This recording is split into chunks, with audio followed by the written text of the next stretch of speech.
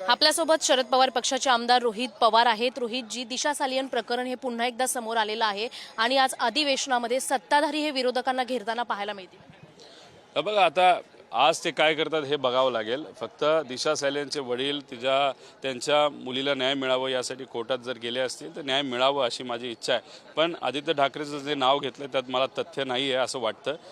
उगाचच त्यांचं नाव घेतलं गेलं, पण ठीक आहे, कोर्ट जो निकाल देईल तो आम्हाला स्वीकारावा लागेल।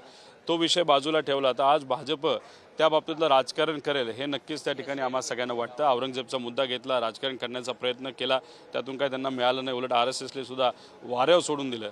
आता हा मुद्दा ते कशासाठी घेतील असं वाटतं, कारण जेव्हा 4 वर्षापूर्वी सुशांत सिंगचं सुसाईड झालं होतं तेव्हा बिहारमध्ये अशा पद्धतीने सुशांत सिंगच्या नावाचा वापर हा भाजपकडनं केला गेला होता। म्हणजे एकाली सुसाईड केलं, तो आज आपल्या जगामध्ये नाही आणि अशा व्यक्तीचं राजकारण तुम्ही त्यावेळेस केलं आणि इलेक्शन संपलं की सुशांत सिंगला सगळे विसरून गेले। तसंच मला असं वाटतं की आता 4 महिन्यानंतर बिहारचं इलेक्शन आहे, परत एकदा सुशांत सिंगला आता बाहेर काढलेलं आहे, जस्टिस मिळावं। आता मग 4 वर्ष काय झोपला होता का? बिहार पण झोपलं होतं आणि आपलं राज्य पण झोपलं होतं, कारण का राज्यात 3 वर्ष झालं भाजपचं सरकार आहे आणि याच्यात SIT याच्यातून काही निघालेलं नाही। परत एकदा हा मुद्दा आणतील, फक्त बिहार इलेक्शन आणि मुंबई इलेक्शन डोळ्यासमोर ठेवून। औरंगजेबच्या मुद्द्यावरून RSSने जे भाजपचे कान टोचलेले आहे, भाजपची कुठेतरी पिछेहाट झालेली पाहायला मिळते, त्यावरून हे प्रकरण समोर आणलंय का आणि आता याचं राजकारण केलं जाईल? नाही, RSSने कान टोचले असतील, पण ते जरा उशिरा टोचले। टोचायचेच असले असते तर आधी भाजपचे जे मंत्री जे बेताल वक्तव्य त्या ठिकाणी करत होते त्यांचे कान टोचायला काय अडचण झाली होती? त्या बाबतीत तुम्ही शांत बसला आणि आग जेव्हा घरापर्यंत यायला लागली तेव्हा तुम्ही म्हणता की चला आम्ही या BJP मतलब या जे काही औरंगजेबचा विषय त्या मुद्द्यावर आम्ही नाही। मग आता ते उशिरा, ठीक आहे, त्याचं स्वागतच आम्ही त्या ठिकाणी केलेलं आहे। त्यानंतर तुम्ही जर बघितलं तर हा मुद्दा कदाचित आजपासून भाजप घेईल असं मला वाटतं। मला फक्त एकच सांगायचं की राजकीय जो चेहरा आहे BJPचा तो आज खऱ्या अर्थाने आपल्या सगळ्यांना बघायला मिळेल। मस्साजोगचं जे प्रकरण आहे 100 दिवस होऊन गेलेले आहेत या प्रकरणाला, मात्र अद्यापही कृष्णा आंधळेला अटक करण्यात आलेलं। गरिबाचा विषय आहे, देशमुख परिवार, सूर्यवंशी परिवार हे सामान्य लोकांचे आहेत आणि BJPला सामान्य लोकांचं कुठं काय पडलेलं आहे? त्यांना फक्त राजकारणाचं पडलं आहे। ज्याच्यामध्ये राजकीय फायदा त्याच्यामध्ये BJP लक्ष घालतं।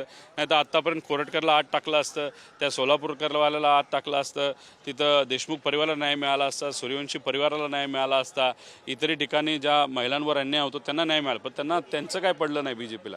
फक्त बिहार इलेक्शन आपल्याला कसं लढायचं आणि मुंबई कसं लढायचं आणि जिंकायचं हे मात्र BJPला नक्कीच त्या ठिकाणी पडलेलं आहे। आणि राजकारण करून सोप्या पद्धतीने जर आपल्याला हे इलेक्शन लढता आलं तर मग सुशांत सिंग सारखं प्रकरण दुसरं कुठलं नाही असं कदाचित त्यांना तिथं वाटत असावं, म्हणून ते मुद्दा त्या ठिकाणी घेतील। पण किती काय केलं तर लोकांना माहिती भाजपचा खरा चेहरा काय।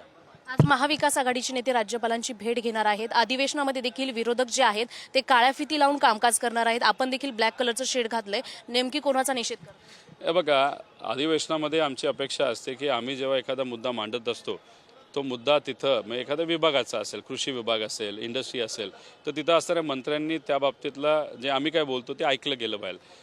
तिथं अधिकारी असावा। समजा आम्ही एखादं चुकीचं बोललो तर अधिकारी त्या मंत्र्याला सांगतो की इथं चुकीचं बोललं गेलं आहे आणि मग जर आम्ही चांगलं सुझाव दिला तर तो एक्सेप्ट करायचा असतो, तो मंत्री निर्णय घेत असतो। पण आम्ही बोलत असताना मंत्री कुणीच नसतं, अधिकारी नसतात, अधिकारी कुठेतरी AC मध्ये जाऊन चहा पीत बसलेले असतात। मग आम्ही जे लोकांच्या वतीने बोलत असतो त्याला काही किंमत नाही का? आमचे जे नेते बोलतात ते सुद्धा, आणि तुम्ही जर बघितलं भाजपसुद्धा काही नेते या सरकारच्या विरोधात बोललेले की मंत्री झालेत कशासाठी? फक्त मिरवण्यासाठी का काम करण्यासाठी? जर इथं ते बसू शकत नसतील तर मग ते काहीच काम करत नाही असे सगळ्यांची भावना आहे। म्हणून याच्यावर निषेध व्यक्त करत आमच्यातले काही जण हे राज्यपालांकडे जातील आणि निवेदन करतील की हे जे काय चाललंय या महाराष्ट्रामध्ये हे योग्य नाही। राज्यात मुबलक प्रमाणात कांदा आहे, मात्र ह्या कांद्याच्या निर्यात शुल्कामध्ये 20% निर्यात शुल्क करावाची मागणी देखील केली जात आहे। हे बघा, आम्ही हा मुद्दा आधीसुद्धा मांडलेला आहे, पोटतिडकीने मांडलेला आहे। त्यावेळेस आम्ही आत्तासुद्धा तुम्ही जर बघितलं अधिवेशनामध्ये हा मुद्दा मी घेतला होता, अनेक इतर आमदारांनी घेतला होता, पण सरकार याबाबतीत सिरियस नाही। त्यांचं काय मत आहे की जाऊ द्या, शेतकरी अडचणीत असू द्या, इलेक्शनच्या वेळेस आपण बघूया काय करायचं। असंच लाडक्या बहिणीचं चाललंय, असंच बेरोजगार युवांचं चाललंय, इलेक्शनचं तोंडा बघू काय करायचं आणि त्यात लोक मेली तरी चालतील अशी भावना ही कुठेतरी भाजपची आणि या सरकारची असं वाटतंय। नक्कीच आपण पाहिलेलं आहे, रोहित पवार यांनी आज ब्लॅक शर्ट घालत अधिवेशनामध्ये निषेध नोंदवणार असल्याची भावना व्यक्त केलेली आहे। कॅमेरामॅन रोहनसह शिल्पा नरवडे, पुढारी, मुंबई।